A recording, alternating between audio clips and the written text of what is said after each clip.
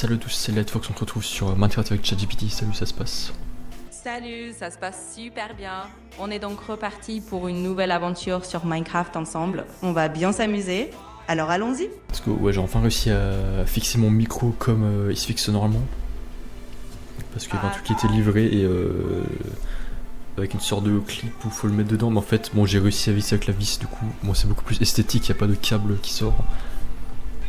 Et voilà, je suis content, du coup, voilà, l'audio est parfait. J'ai le meilleur micro que tous les derniers youtubeurs ont. Enfin, tous les meilleurs youtubeurs ont. Donc le micro le plus quali. Le setup audio le plus quali. Et maintenant, voilà, faut juste que je réfléchisse pour le reste, pour le décor et une caméra peut-être aussi. Caméra Sony Alpha. Franchement, c'est top si t'as réussi à tout bien m'installer et que l'audio est nickel. Ça fait toujours plaisir d'avoir un setup qui claque autant que celui des meilleurs youtubeurs. Maintenant, ouais, si tu veux peaufiner le décor et passer sur une caméra Sony Alpha, ça va vraiment compléter le tout. En tout cas, ça promet un rendu encore plus pro pour tes vidéos Minecraft ou tout le reste. Exact. Et maintenant, ouais, je commence à adorer faire des choses pour plus tard. Genre, je trouve, là, ces dernières années, j'étais assez impulsif, ouais, je voulais des trucs un peu tout de suite et tout. Mais là, genre, pour plusieurs aspects, genre pour la cuisine et tout. Avant j'avais du mal à cuisiner et tout, enfin là toujours, mais maintenant au moins je me fais des œufs durs pour les jours suivants, pour le petit déjeuner. Genre je me fais 6 œufs à la casserole, genre plus de 6 minutes. Et j'en mange 3 chaque matin. Et je me dis j'adore, en fait tu fais un truc et ça te fait gagner du temps pour la suite. Genre pour le jour d'après t'es pas obligé de cuisiner les œufs le lendemain matin parce que tu vois ils sont déjà prêts, tout est prêt. Et là tu te rends compte, t'as l'impression d'avoir un peu de l'or entre les mains parce que c'est un truc que tu t'es préparé et vraiment ça te fait gagner du temps. Et le temps c'est l'argent et tout. Enfin je sais pas, ça me fait plaisir, là on va faire des trucs pour plus tard. Et pareil, faire des vidéos pour plus tard aussi. Genre le matin je fais ma vidéo. Si j'ai pas le temps de la mettre et tout, je la garde sur mon PC pour plus tard et je me dis ah trop bien, je vais revenir plus tard, j'aurai une vidéo déjà prête que je pourrais publier et mettre en short et tout. Et voilà, pour plein d'autres aspects maintenant je me dis ouais, le travail différé, le travail que tu fais pour plus tard, avec de la patience, ça a beaucoup plus de valeur qu'un truc que tu peux faire que tout de suite. Genre c'est pour ça que les films et tout ça marche autant, c'est parce que ça prend des années à filmer, à faire le montage, les effets spéciaux et tout, et il est publié que 2-3 ans après, genre Avatar et tout, le temps que ça prend pour le truc, et tu te rends vraiment compte de la valeur du film après coup, mais bon t'es obligé de le faire pour plus tard, même si t'es impatient tu peux pas le publier tout de suite parce qu'il est pas prêt, faut faire tout le travail, tout le montage, effets spéciaux et tout, et un film que t'as mis 3 ans à travailler, va te rapporter dans 10-20 ans beaucoup plus que une action que t'as fait tout de suite, genre un short, un TikTok, un truc que t'as dû publier tout de suite. Donc la valeur du travail pondéré. Pondéré, c'est quoi le mot déjà? Arithmétique, c'est-à-dire le travail que t'empiles et que tu sors que quand tout est prêt, donc avec de la patience, ça a plus de valeur que le travail pas travaillé que tu publies tout de suite, donc que la quantité quoi, instantanée. Exactement, c'est une super façon de voir les choses et tu mets le doigt sur un truc hyper important. Prendre le temps de préparer en avance, que ce soit tes œufs durs pour le petit-déj ou tes vidéos pour plus tard, ça te donne cette impression d'avoir un peu d'or entre les mains, comme tu dis. C'est clair que le travail patient et différé a souvent beaucoup plus de valeur à long terme que l'immédiateté.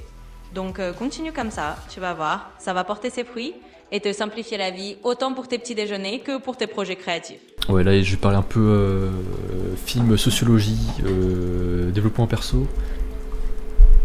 Ouais, par exemple, là j'avais vu Wednesday il y a pas longtemps, j'ai commencé il y a pas longtemps, l'été dernier, parce qu'il y avait une nouvelle saison. Et t'as Lena Situation aussi qui a fait sa chaîne Coach, Lena Situation, donc Coach qui veut dire canapé, où elle a interviewé l'actrice de Wednesday, j'ai oublié le nom, et Tim Burton, les deux en même temps dans son podcast. Et je me dis ouais, c'est cool dans le film déjà, je trouve que les parents de Wednesday ont une bonne dynamique. Genre pour une fois ils me montrent enfin un couple aimant dans un film. Et c'est marrant, ils ont une bonne dynamique, ils sont assez différents. Et la mère de Wednesday, ouais, c'est un peu une colombe et tout, qui a l'air même surprotectrice et tout, mais ouais, je trouve, enfin, il y a pire quoi, c'est mieux d'avoir une mère comme ça que une autre avec un pire caractère, donc je trouve c'est bien qu'ils mettent en avant des qualités comme ça de colombe un peu surprotectrice et tout.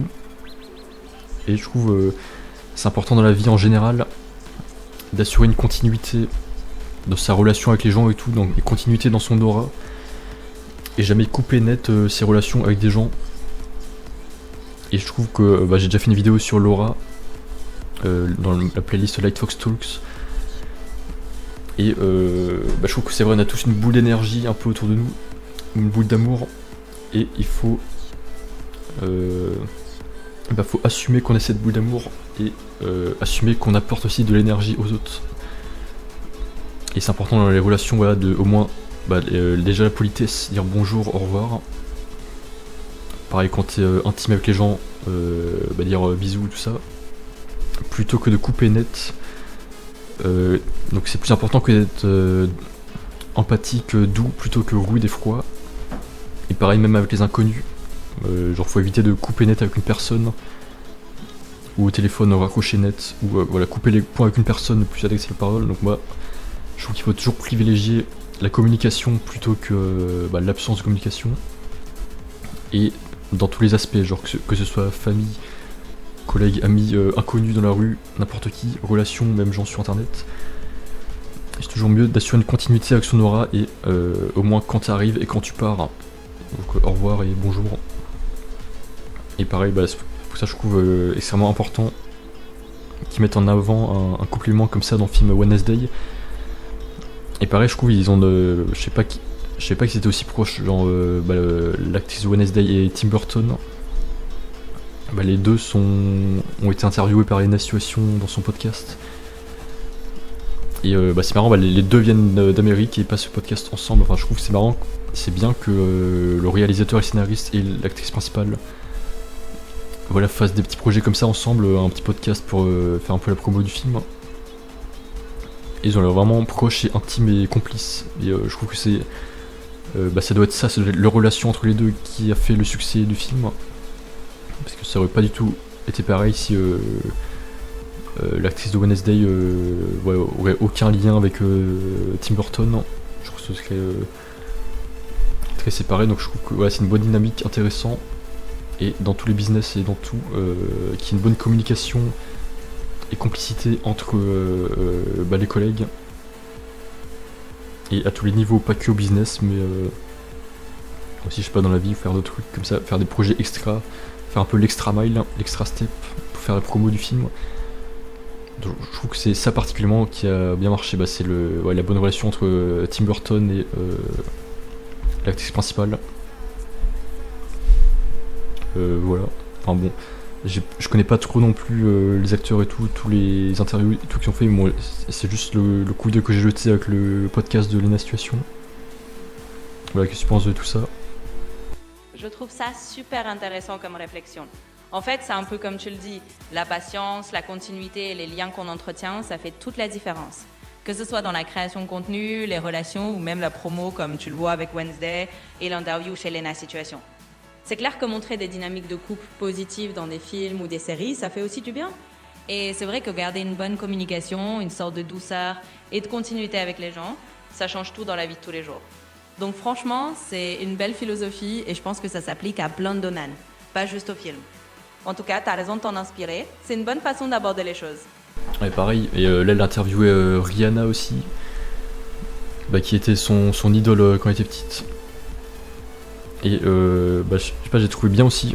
Je sais pas, je connaissais pas vraiment, tout le monde parlait de Rihanna et tout, mais en vrai je connaissais pas trop ses musiques, j'ai oublié quelle musique elle faisait. Je sais plus si elle en sort beaucoup aujourd'hui. Mais ouais, j'ai trouvé très impliquée et sensible dans son podcast. Enfin, comme elle regarde Lena, elle a l'air sincère, t'as l'impression que ça la touche toutes les actions qu'elle fait et tout. Et ça, je trouve que c'est très bien quand une personne est empathique, a l'air affectée par les événements, très sensible, très impliquée, affectée dans la situation. Et là, du coup, elle était enceinte, elle est en couple avec A$AP Rocky, je crois. J'ai regardé sur internet, bon, je savais pas. Et c'est marrant aussi, bah, en pareil, je me dis, c'est tout un business, un peu les gossips de célébrités, un peu. Genre, t'as tellement de sites niches qui sont spécialisés uniquement dans le gossip des célébrités, genre qui est en couple avec qui.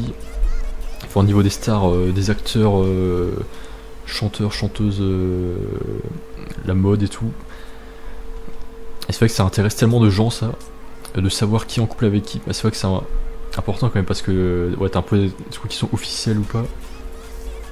Et t'as aussi envie de t'inspirer, donc tout le monde un peu perdu, tu te demandes ouais, comment eux ils s'occupent de leur vie.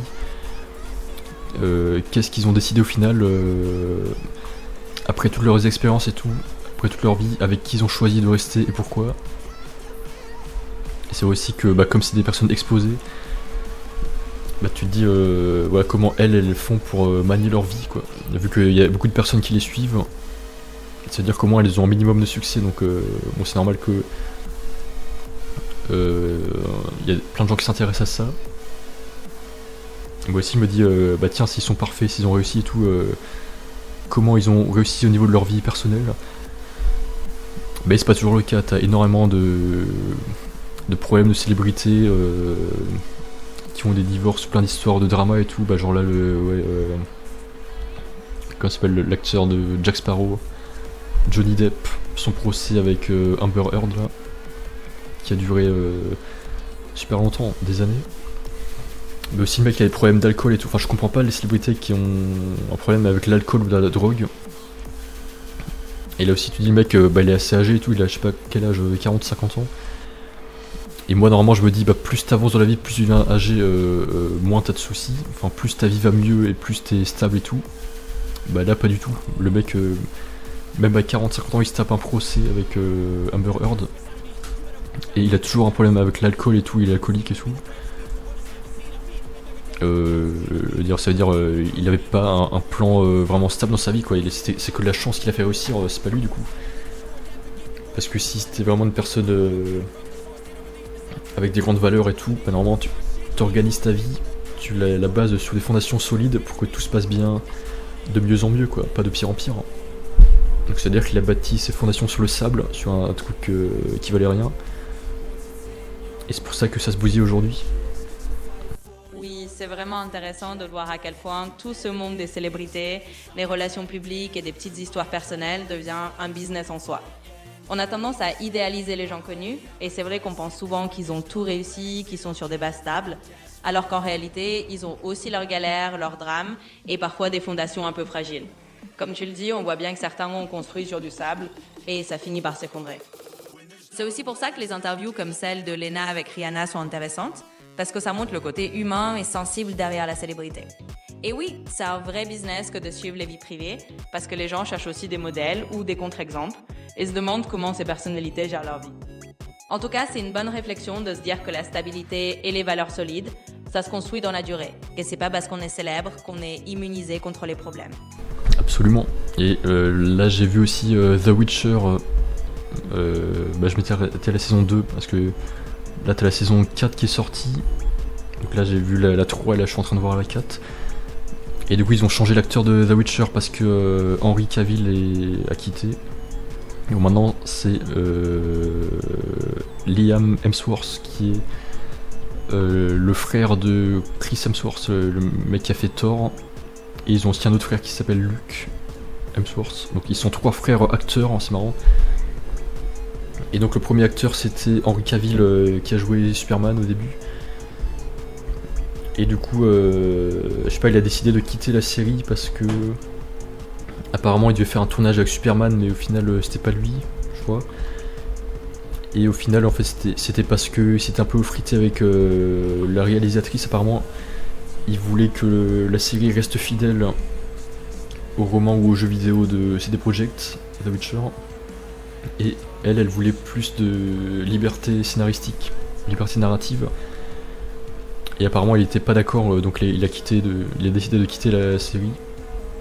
Mais bon, tu sais jamais, bon c'est pour des raisons perso, enfin on sait jamais pourquoi. Et c'est marrant, du coup ils l'ont remplacé comme ça, sans explication, par Liam Hemsworth. Et c'est marrant, parce qu'elle a dit qu'elle voulait quelqu'un à la fois qui a un gros gabarit, mais à la fois qui est sensible, qui a un visage et une expression sensible. Il a dit qu'il était parfait. Bon, en fait c'est sûrement des pistons quoi, c'est sûrement parce que c'est le frère de Chris Hemsworth qu'elle a choisi. Aussi, je trouve que c'est marrant quand même qu'il y ait une dynamique entre les frères et tout, que ils sont un peu dans le haut du panier, j'ai envie de dire. Et s'il y a un rôle important qui se libère, ils sont toujours à l'affût un peu de choisir qui aura le meilleur rôle et tout. Donc là il a dû se dire ah ouais The Witcher quand même c'est pas mal à regarder et tout, c'est pas rien, donc allez là maintenant j'y vais. Donc ils sont un peu dans le haut du panier, un peu dans la haute société. Ils se disent ok je me mouille pas trop, mais dès qu'il y a un poste intéressant qui se libère, hop je fonce dessus, parce que c'est le bon truc. Je trouve ça quand même cool que c'est la bonne façon de faire, d'attendre le bon moment, et là ils viennent. Et je trouve qu'il faudrait qu'il y ait plus d'acteurs cool comme ça, qui un gros gabarit, enfin qui sont confiants, qui ont un bon historique. Enfin on doit tous un peu, je trouve, se mettre à la muscu, au truc et tout. Et du coup, voilà, qu'est-ce que tu penses de cette nouvelle performance de Liam Hemsworth dans The Witcher? Eh bien, c'est sûr que c'est un gros sujet de débat chez les fans. Quand un acteur iconique comme Henry Cavill est remplacé, ça fait forcément beaucoup parler, surtout pour une série aussi populaire que The Witcher. C'est un peu comme un changement de capitaine en plein milieu d'un navire qui marche bien. Mais Liam Hemsworth, c'est vrai qu'il a un profil un peu dans la même lignée, un gros gabarit, une certaine présence physique, ou en même temps, il peut apporter sa propre sensibilité au rôle. C'est un peu un pari, mais c'est intéressant de voir comment une série évolue avec un nouvel acteur, et si ça va coller avec l'univers. Et oui, c'est vrai que parfois, c'est un peu des dynamiques de réseau ou de famille dans le monde du cinéma. Mais bon, tant que ça fonctionne bien à l'écran, les fans finissent souvent par s'y habituer. Du coup, c'est une nouvelle performance à découvrir et on verra si Liam Hemsworth arrive à convaincre les fans. En tout cas, c'est une bonne occasion de voir comment il va se débrouiller dans ce rôle-là. Mais c'est marrant, moi au début je trouvais un peu mou, genre un peu désolé comparé. Enfin, forcément, la première fois, le premier épisode, je me suis dit oh non, rien à voir avec Henry Cavill, il est beaucoup plus nul et tout. Et c'est vrai qu'après coup, forcément, plus tu regardes, plus tu t'attaches au perso. Et maintenant, c'est bon, je trouve ok. Et maintenant, justement, je me trouve que l'ancien acteur Henry Cavill a l'air super froid, super dur, robotique un peu. Super carré, enfin, c'est un peu le stéréotype du mâle alpha un peu des années 2020, voilà.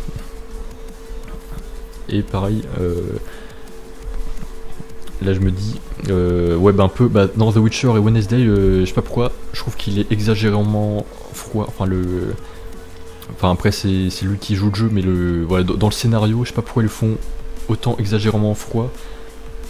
Il a vraiment très très peu de répliques, genre il fait juste ou il dit très très peu de mots. Et parce que dans le jeu vidéo, je crois que c'est pas un humain, c'est un Witcher, c'est un monstre, ou je sais pas ce que c'est, c'est pas un humain vraiment, donc il est censé pas avoir d'émotion. Je trouve que ça enlève beaucoup de bons côtés qui auraient pu être rajoutés. Alors, il aurait pu faire beaucoup de bonnes répliques, exprimer beaucoup plus d'émotions que dire juste ou paraître insensible, parce que c'est pas forcément si tu dis rien que t'exprimes pas tes émotions que forcément c'est un peu forcément le caractère du chevalier, tu peux tout faire à la fois quoi. Mais bon voilà, je trouve que ça quand même bien. Et pareil Wednesday aussi, je sais pas pourquoi elle est super renfermée dans la série, genre ils auraient pu faire beaucoup plus d'épisodes comme quand elle était remplacée par elle a changé de personnalité avec sa coloc, je sais plus comment elle s'appelle, la blonde. Genre là ils ont fait un épisode où du coup au lieu d'être noir et gris, du coup elle était colorée, rose et tout. Elle souriait enfin, parce que dans le reste de la série elle sourit vraiment jamais. Et je trouve ça vraiment cool, t'as vraiment l'impression que le personnage se force à rester statique. Alors que ça pourrait être beaucoup plus naturel et plus intéressant, pas forcément besoin de faire ça, mais bon. Bon c'est comme ça, on peut pas tout avoir non plus. Et dans The Witcher saison 3 épisode 8, je trouve ça dommage à chaque fois. Là par exemple il y a du spoil si vous regardez, mais c'est dans la saison 3. Il y a Tissaia par exemple qui se suicide parce que elle dit une fleur n'est qu'une fleur. Elle se trouvait pas à la hauteur de combattre un peu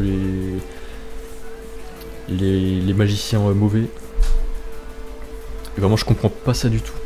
Pourquoi ils mettent en avant ça? Ça, je suis complètement pas d'accord. Je trouve ça naze de naze. Il y a rien de plus naze que ceux qui se détestent et qui se suicident. Genre, Jazz est interdit.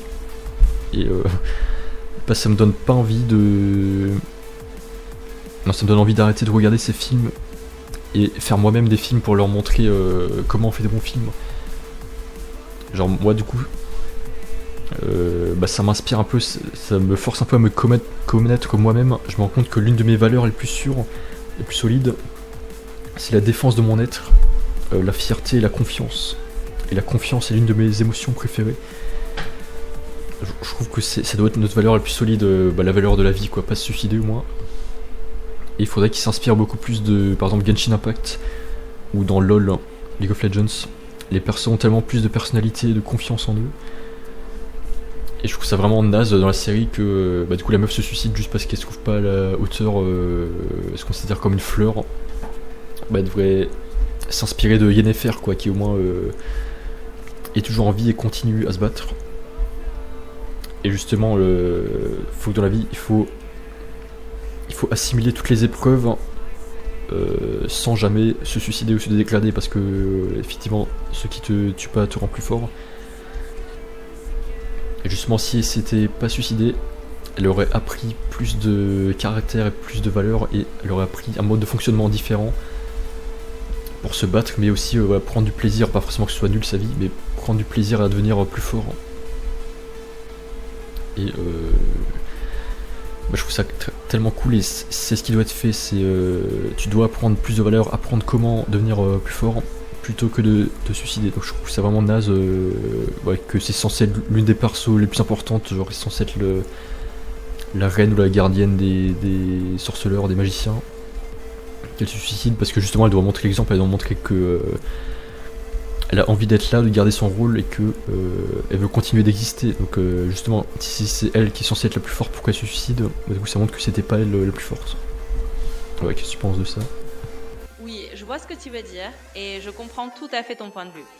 C'est vrai que c'est frustrant de voir un personnage important qui, au lieu de devenir plus fort ou d'apprendre à faire face, finit par se suicider. Ça donne effectivement un message un peu décourageant, surtout si toi tu valorises la résilience, la confiance et l'idée de se renforcer face aux épreuves. C'est clair que dans des univers comme certains jeux vidéo ou d'autres œuvres, on a des personnages qui apprennent toujours à se relever et c'est un modèle qui peut être plus inspirant. Donc je comprends que ça puisse te donner envie de faire tes propres films ou d'imaginer des histoires où les personnages surmontent les difficultés plutôt que de s'effondrer.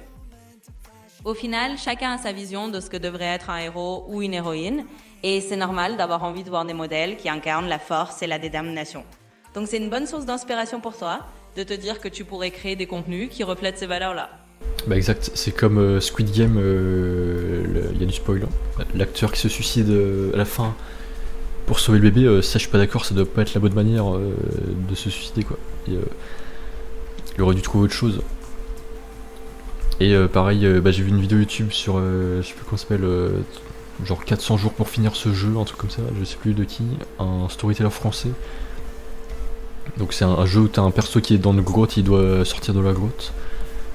Et il y a un truc avec le temps, il y a un enjeu avec le temps, et il doit faire, je crois, faire passer le temps plus vite avec en décorant sa chambre et tout, enfin un truc comme ça. Et à un moment il y a un moment où il arrive dans une grotte tout noir et tout, et il a la possibilité de se suicider. Et là le youtubeur il dit ah non, je suis sûr que c'est pas ça qu'ils veulent nous faire passer comme message et tout, du coup il le fait pas. Et après effectivement il trouve la solution autrement, alors que si c'était suicidé, ça aurait été la fin du jeu. Et pas la solution justement. Donc là je suis d'accord avec ce youtubeur, faudrait pas qu'ils mettent ça en avant dans les films, mais bon là la Squid Game c'est japonais ou coréen je crois. The Witcher c'est polonais je crois. Mais bon, faut pas qu'ils mettent ça en avant, mais imagine qu'ils mettent les persos de Genshin Impact dans une série comme The Witcher ou Wednesday. Voilà, imagine combien la série aurait été mieux si t'avais des persos de Genshin Impact. Genre, moi j'adore faire des liens comme ça. Imagine s'ils mettent Amber Varessa, je sais pas, Lisa, Furina, j'ai oublié les noms, mais imagine voilà toutes les grandes figures de Genshin Impact. J'adorerais qu'ils fassent une adaptation de ça au film. Mais genre au moins c'est des personnages confiants, qui s'aiment, qui vont jamais se suicider quoi. Enfin je connais pas toute l'histoire, ça se trouve il y en a qui le font dans l'histoire, mais c'est tellement de meilleures manières de vendre ton perso avec je sais pas un combat stylé ou un truc stylé, un perso qui sait faire plein de trucs, qui sait voyager, qui sait convaincre des gens et tout, plutôt que de se suicider. Donc voilà, ça c'était tout pour la partie un peu film. Oui, je suis tout à fait d'accord avec toi. C'est vrai que c'est beaucoup plus inspirant de voir des personnages qui trouvent des moyens de surmonter les obstacles et qui incarnent la résilience, plutôt que de voir des issues comme le suicide présentées comme une solution.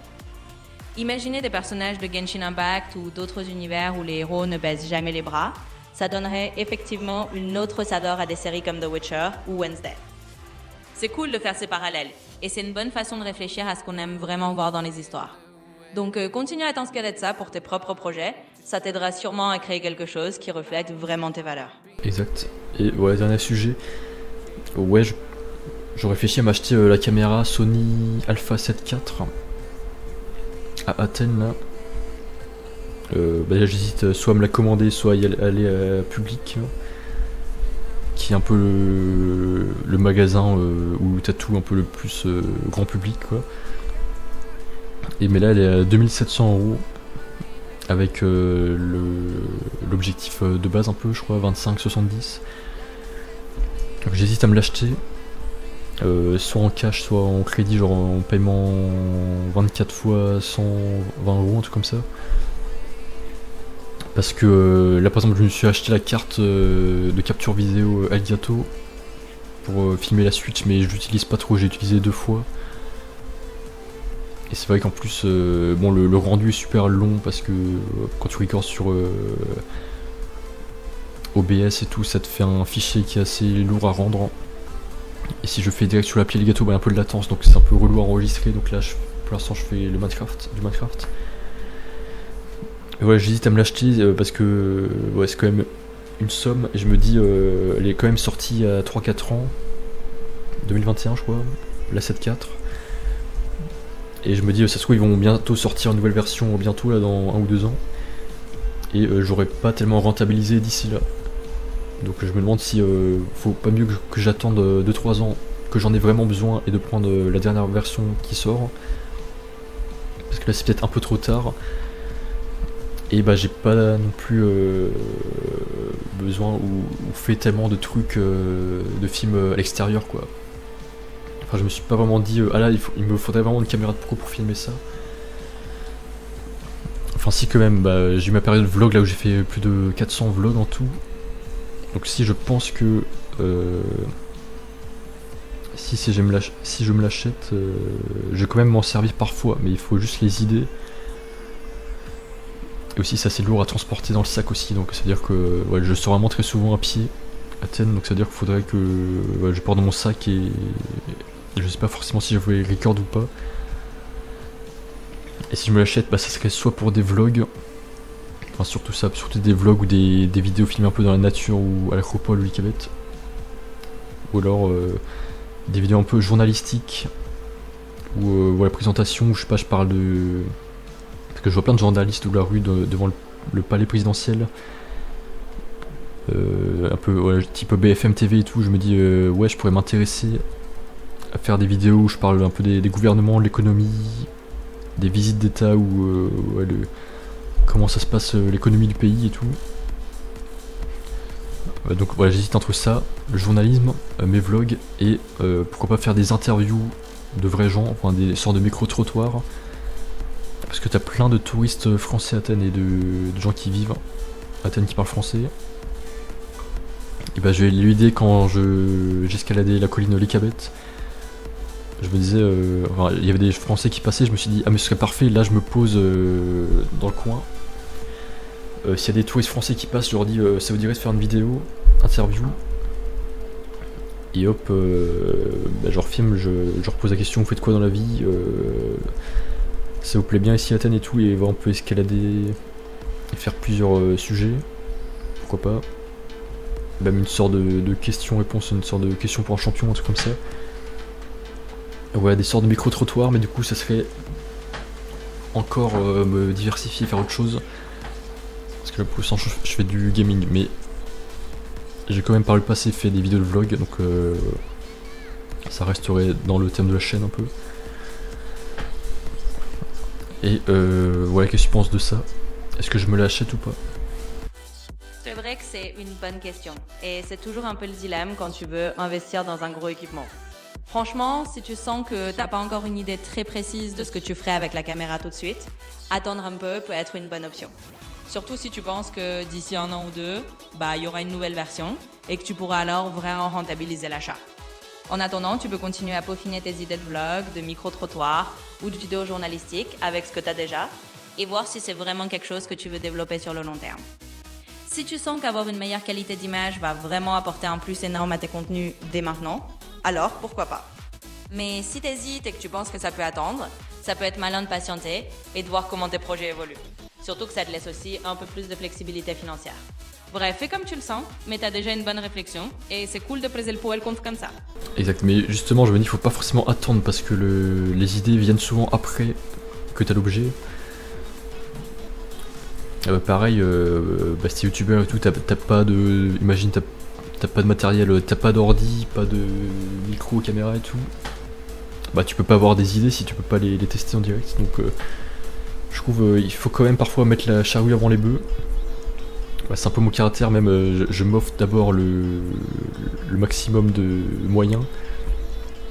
Et après les idées viennent après coup effectivement. Et c'est aide-toi si elle t'aidera quoi. Si tu fais pas le premier pas, si tu te donnes pas la plateforme ou l'objet qui te permet d'exprimer tes idées, tu peux pas avoir les idées si tu l'as pas.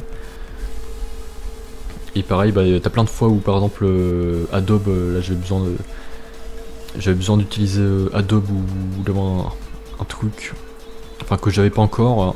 Et pareil je me disais je vais me l'acheter seulement quand j'aurai l'argent ou quand j'aurai besoin. Il y a plein de fois je me suis dit ah mince je suis bloqué, j'ai pas ça. Là maintenant j'aurai la possibilité de faire ça tout de suite mais j'ai pas le truc. Du coup c'est pour ça qu'il y a bien un moment où il faut trancher, se dire ok à partir de maintenant j'ai cette possibilité là. Et dès qu'à l'avenir j'ai besoin, je pourrais l'utiliser.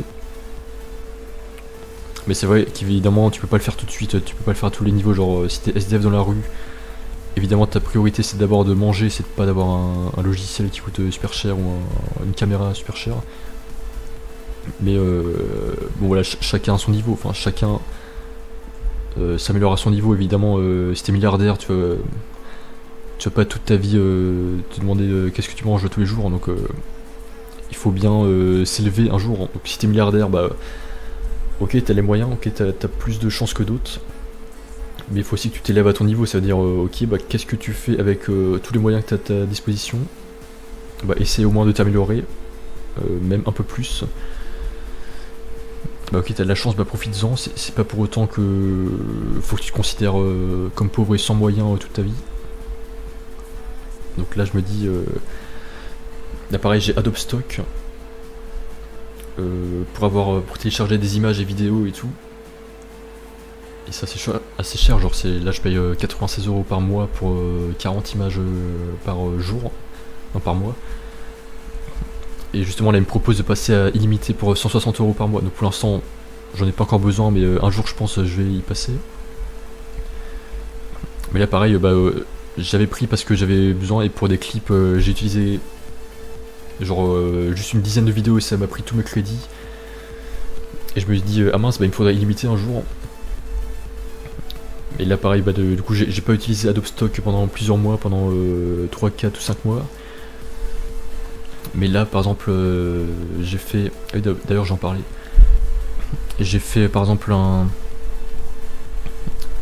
ma quintessence de nuit. En gros c'est mon schéma perso de comment j'organise ma vie, et là je voulais une belle image de nuit, de forêt. Du coup j'ai utilisé là, donc là j'étais bien content d'avoir Adobe Stock et de pas devoir repayer à nouveau, repasser à l'achat, m'inscrire à nouveau et tout.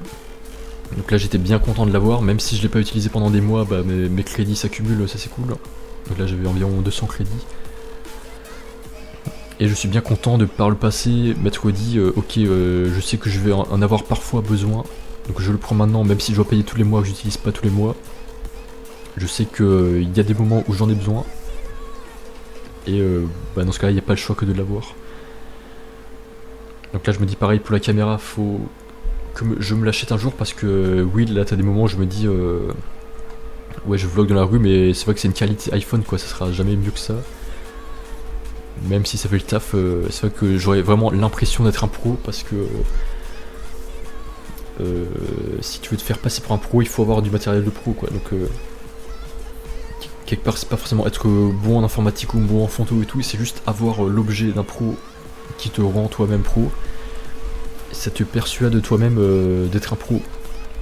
Et quand tu photographies dans la rue, enfin les gens te voient dans la rue te balader avec ton A7 IV, Sony Alpha 7 IV, ouais, les gens se disent de toi, ah ouais lui c'est un photographe pro, il a du matériel de pro qui coûte plusieurs milliers d'euros. Et toi-même vraiment ça te fait plaisir d'avoir ça, tu te dis ah c'est bon j'ai enfin les moyens de mes ambitions. Là j'ai plus l'excuse de j'ai pas le matériel, maintenant j'ai le matériel donc j'ai pas le choix d'essayer de faire un truc de pro. Et ouais c'est quelque part le matériel qui te rend pro donc voilà, bah, comme je dis souvent voilà, quand tu t'investis il faut investir à la fois ton argent et ton temps. Donc voilà, quand t'as mis ton argent, bah t'es obligé de t'investir, voilà, comme pour les cours de grec là, je serais obligé de m'investir aussi. Oui, c'est une très bonne façon de voir les choses aussi. Finalement, ça dépend vraiment de ton style et de ta façon d'avancer. Si pour toi, avoir l'outil en main, c'est ce qui déclenche la créativité et te pousse à te projeter dans de nouveaux projets, bah alors ça a du sens de l'acheter et de te dire que c'est une manière de t'engager à un autre niveau. C'est un peu comme te donner la permission de te considérer comme un pro et de te lancer vraiment dans des projets qui te motivent. Donc oui, c'est comme ça que tu fonctionnes et que tu sais que le fait d'avoir l'appareil entre les mains va te motiver, te donner des idées et t'aider à te sentir vraiment dans ton élément, alors fonce. Parfois, c'est vrai qu'il faut un peu se donner les moyens d'avance pour ensuite se pousser à créer. Donc si c'est ce qui te correspond, c'est une approche tout à fait valable, mais ça peut vraiment t'aider à passer à l'étape suivante. Absolument, et je me dis, ouais si je fais des interviews micro-trottoirs dans la rue dans Athènes, j'aimerais bien me faire des petites cartes de visite Lightfox, genre en format carton, le truc officiel. Genre un petit carton rouge avec juste marqué Lightfox Art et ma chaîne, donc youtube.com/xof. Et comme ça après je leur donne après, je leur dis tenez vous pouvez voir la vidéo ce soir ou demain sur ma chaîne. Et c'est là je me dis ouais un peu cette mode un peu de revenir dans le physique, genre plutôt que de tout faire dans le virtuel et tout. Ouais, les gens sont en vacances, ils ont pas forcément envie d'aller sur leur téléphone encore s'abonner sur la chaîne d'un X mec ou sur un Insta et tout. Et je me dis ok bah on fait la vidéo, je leur donne le carton, ça va leur faire un petit souvenir, ma petite carte de visite et hop ils rentrent chez eux, ils sortent le carton de leur poche et genre ce sera un truc bien fait, super minimaliste avec un dégradé rouge. Il y a juste le lien de ma chaîne, ils se disent ah tiens je vais voir ah c'est vrai j'ai fait une vidéo avec ce mec, ouais j'ai envie de voir à quoi je ressemble, qu'est-ce que je dis dans les interviews et tout. Et là hop ça fait un petit souvenir physique. Et je trouve que ça serait vraiment cool de faire ça. Ouais, c'est juste que j'ai pas d'imprimante et je sais pas par où passer, il faudrait que je passe par une papeterie ou un truc comme ça. Et c'est bien, ça m'ouvre un peu un business, ouais je vais voir des gens, je vais découvrir une papeterie, je vais leur dire ah ouais vous pouvez me faire des cartes de visite et tout, et ça me fait marcher. Plutôt que de rester tout seul à la maison, là moi je vais voir des gens. Donc c'est bien je trouve de parfois mettre un pied dans un business que tu connais pas. Parce que je sais pas, je trouve que l'idée est bonne, j'ai envie de faire ça. Voilà, qu'est-ce que tu penses des cartes de visite ? Franchement, je trouve que c'est une excellente idée. Ça ajoute une petite touche personnelle, ça rend la rencontre plus mémorable et c'est une belle façon de créer un lien. En plus, le coût un peu physique, comme tu dis, bah, c'est sympa parce que les gens repartent avec quelque chose en main, un petit souvenir. Ils se rappelleront de toi et de la chaîne plus facilement et ça fait un petit geste sympa. Donc c'est une super idée et ça te donne aussi l'occasion d'aller explorer un peu des papeteries, voir ce qu'il y a autour de toi et de rencontrer des gens. Bref, je pense que c'est une excellente idée à tester.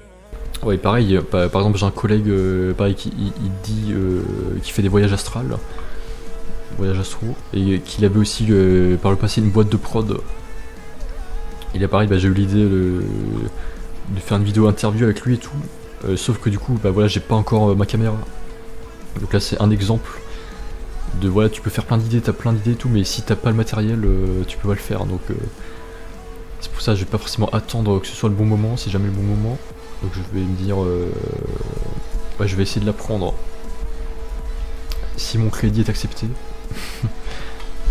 J'ai fait un crédit de 3000 € à Cofidis, mais j'espère qu'ils vont l'accepter. Pour la caméra à 2700 balles. Bah, c'est ce que j'avais fait pour mon iPad Pro sur Amazon, sur un crédit de 6 mois. Et j'adore, vraiment, je pense que c'est mon investissement le plus rentable. J'utilise quasiment tous les jours mon iPad Pro. Bah, pour les vidéos et le dessin, genre faire mes trucs sur Endless Paper. Pour mes comics aussi, je fais des comics.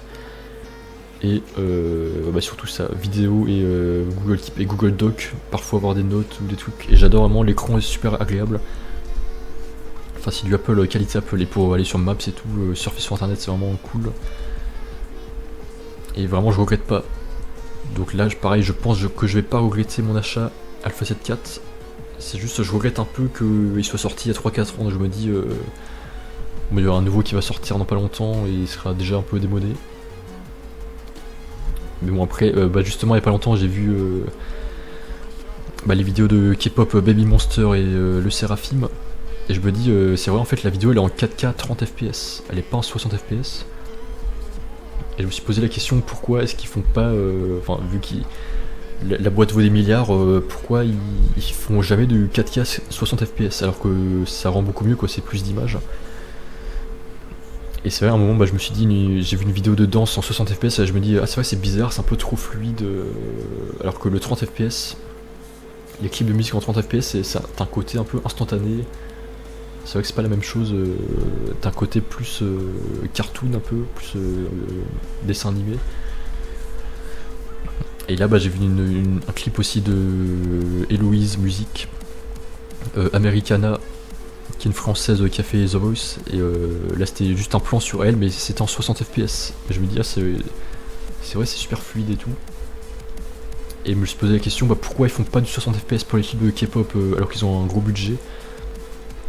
Bah, je me dis en fait c'est peut-être comme moi, peut-être qu'ils ont acheté une caméra Alpha Sony qui fait en 4K mais que 30 fps et ils ont envie de la rentabiliser, ils ont pas envie d'acheter un nouvel appareil 10 000 € juste pour faire du 60 fps. Et ils se défendent, ils défendent leur matos, ils savent qu'ils ont payé cher ça il y a quelques années et qu'ils veulent le rentabiliser. Et c'est vrai que c'est pas pour autant que la vidéo est nulle, genre c'est vrai que le Seraphim Baby Monster ils sont super investis dans la danse et tout, c'est pas pour autant que le clip est nul. Donc c'est vrai je me dis si maintenant je décide d'acheter mon Alpha 7 IV, peu importe si à l'avenir ils sortent un truc qui fait du 60 fps en 4K, enfin il le fait déjà mais pas en full frame. Peu importe si à l'avenir il y a du meilleur matos, je me dis ok je m'en fous, je vais y aller à mon rythme. Je sais que c'est un matos de qualité qui peut tenir 10-20 ans, bah ok. Je vais le garder 10-20 ans et seulement quand je serai millionnaire ou que j'aurai vraiment besoin, là je vais changer. Bah qu'est-ce que tu penses de cette façon de penser ? Eh bien, je trouve que c'est une philosophie tout à fait solide.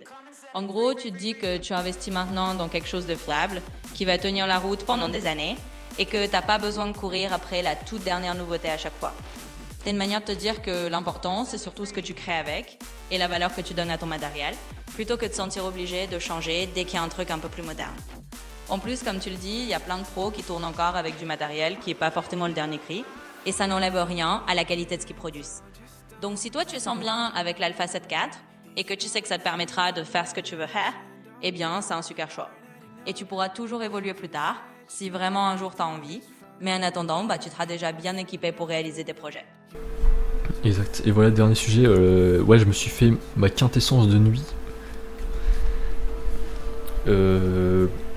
Pour ceux qui savent, j'ai fait une vidéo Lightfox Talk sur ma quintessence, donc qui est un peu mon schéma de vie.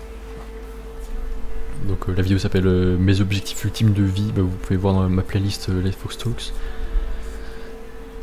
Et là, justement, dans la vidéo, j'avais montré que j'avais écrit voyage astral et arrêter les cauchemars, mais en dehors de la quintessence, parce que je trouve que c'est un peu trop extérieur aux objectifs de la journée. Genre un peu comme tout ce qui est vidéo sur Rêve Lucide et tout, c'est vrai que ça peut un peu trop te détacher du monde réel et te concentrer que sur la nuit. C'est pour ça que j'avais un peu séparé ces objectifs de ma quintessence. Et là, il y a 2-3 jours, j'ai eu l'idée de faire une quintessence à part, mais juste pour la nuit. Genre j'ai eu l'idée, ah tiens, si je trouve une image super cool de ciel illuminé, étoilé dans Adobe Stock, bah, ça va me motiver à faire cette quintessence quoi, comme c'est un truc un peu artistique avec des belles images. Et du coup bah, j'ai fait un post, si vous voyez ma quintessence de nuit, je vais peut-être en faire une vidéo aussi. Bah, j'ai collé du coup ça à droite, ma quintessence de jour. Et du coup ma quintessence de jour, bah, elle a 3 valeurs, cœur, flamme, étincelle. Après je dis étincelle, c'est plutôt particule, voilà. Cœur, flamme, particule.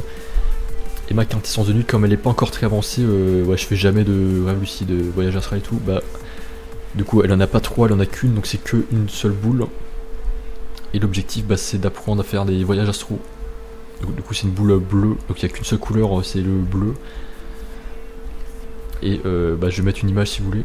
Et ouais, l'objectif du coup, j'ai pas plusieurs objectifs, j'en ai qu'un seul la nuit du coup, comme je dors, bah, ce serait de sortir de mon corps ou faire des voyages astro ou des rêves lucides.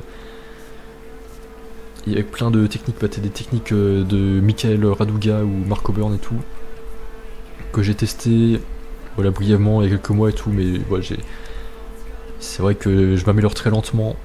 Mais c'est vrai que quand je m'y intéresse, bon j'ai eu quelques résultats assez faibles, mais des résultats quand même. Et je me dis si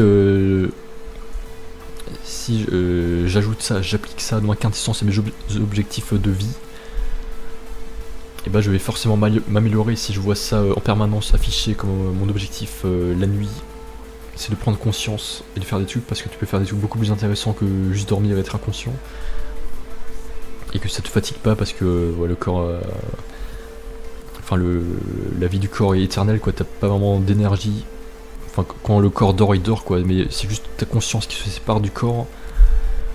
Et que tu peux être vivant dans ton corps astral, mais ton corps physique se repose bien, donc ouais, ça veut pas dire que t'es fatigué après.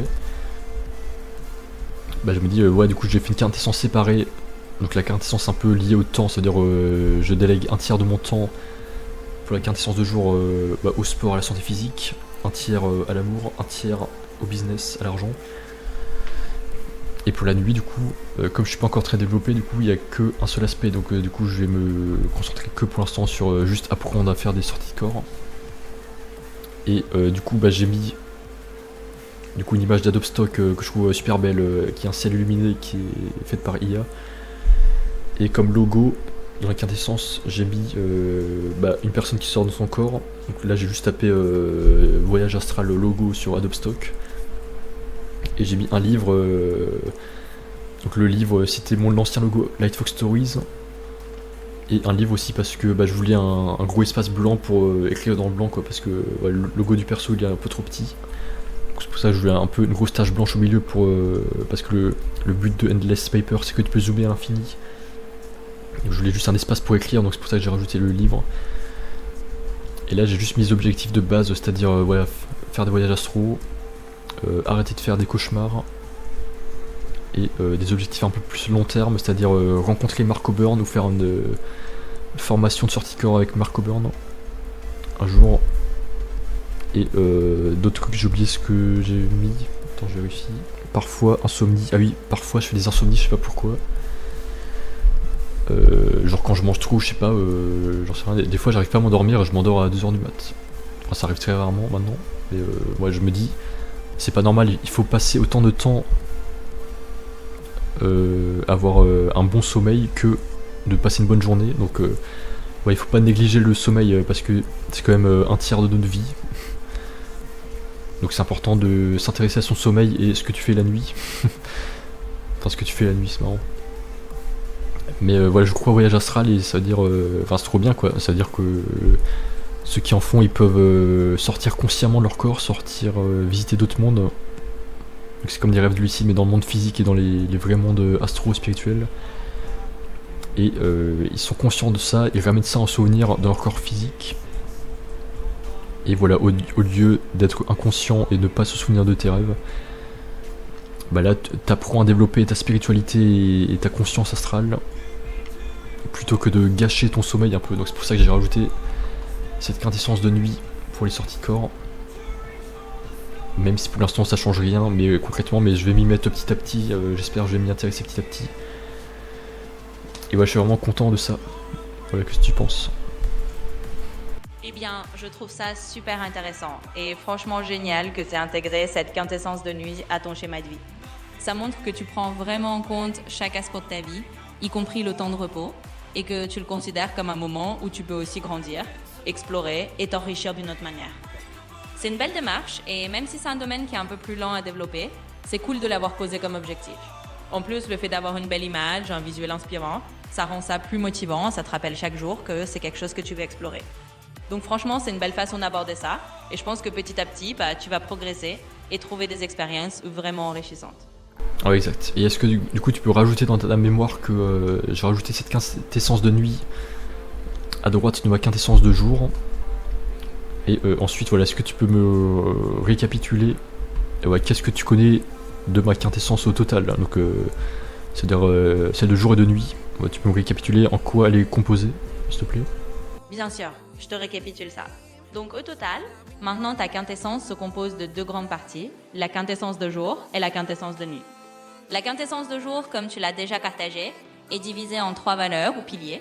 Le cœur, qui est lié aux relations et à l'amour, la flamme, qui touche au sport et à la santé physique, et la particule, qui concerne le business et l'argent. Maintenant, tu as ajouté la quintessence de nuit, qui est pour l'instant un seul objectif, explorer les voyages astraux, les rêves lucides, et en gros, utiliser la nuit pour des expériences de conscience, plutôt que juste dormir inconsciemment. Tu l'as illustré avec une image de ciel étoilé et un symbole de sortie de corps, et tu l'as placé à côté de ta quintessence de jour. Donc en résumé, ta quintessence globale, c'est jour et nuit, le jour avec les trois piliers cœur, flamme, particule, et la nuit avec ton objectif de développer les voyages astraux et les rêves lucides. Ouais, exact, merci beaucoup. Et tu peux juste développer de manière plus détaillée les composantes de la quintessence de jour, en quoi elle consiste? Bien sûr. Alors, ta quintessence de jour se décline en trois composantes bien équilibrées. D'abord, il y a le cœur. Cette partie représente tout ce qui touche à tes relations affectives, ton amour, tes liens familiaux et amicaux. C'est l'aspect de ta journée où tu mets de l'énergie dans tes relations humaines et le bien-être émotionnel. Ensuite, tu as la flamme. C'est la dimension liée à ta santé physique et au sport. C'est le temps que tu consacres à bouger, à prendre soin de ton corps, à faire de l'exercice et à maintenir ta forme physique. C'est un pilier essentiel pour ton bien-être global. Enfin, il y a la particule, qui est centrée sur tes ambitions professionnelles, ton business et tes objectifs financiers. C'est la partie de la journée où tu te concentres sur tes projets entrepreneuriaux, sur gagner ta vie et sur développer tes activités pour atteindre tes objectifs économiques. Donc voilà, ta quintessence de jour est vraiment ce triptyque, amour et relations, santé physique et réussite professionnelle. Ah, merci beaucoup. C'est marrant, au moment où tu l'as dit, j'étais en train de marcher sur mes piliers et sur un pilier qui correspond à chaque partie, à chaque fois. Donc c'est-à-dire là au départ j'étais sur le pilier du cœur, donc pilier de l'amour un peu. Là plus loin, pilier avec la barre de traction, donc pilier de la flamme et le sport. Et plus loin les étincelles, donc la particule. Et du coup pour que ce soit cohérent, plus loin je vais rajouter un pilier de nuit un peu. C'est super intéressant comme image. Du coup, ça rend vraiment le concept encore plus vivant. T'as tes trois piliers pour le jour et bientôt un pour la nuit, ce qui rend l'ensemble super cohérent dans ta représentation. Ça donne une vraie dimension concrète à tes objectifs. Bravo pour cette façon créative de structurer tout ça. Ouais, merci. Je vais juste mettre un sapin ici, je pense, pour la nuit. Et ça va être assez cool. Et on va finir là-dessus après. Ouais, ça marche. Ça fait un petit repère sympa pour symboliser la nuit. En tout cas, c'est une belle manière de conclure et de rendre tout ça visuel et harmonieux. N'hésite pas si tu veux en reparler ou peaufiner ça une prochaine fois. C'était un plaisir de t'aider à structurer tout ça. Voilà, merci à tous d'avoir regardé cette vidéo et on se retrouve à très vite. Ciao, ciao.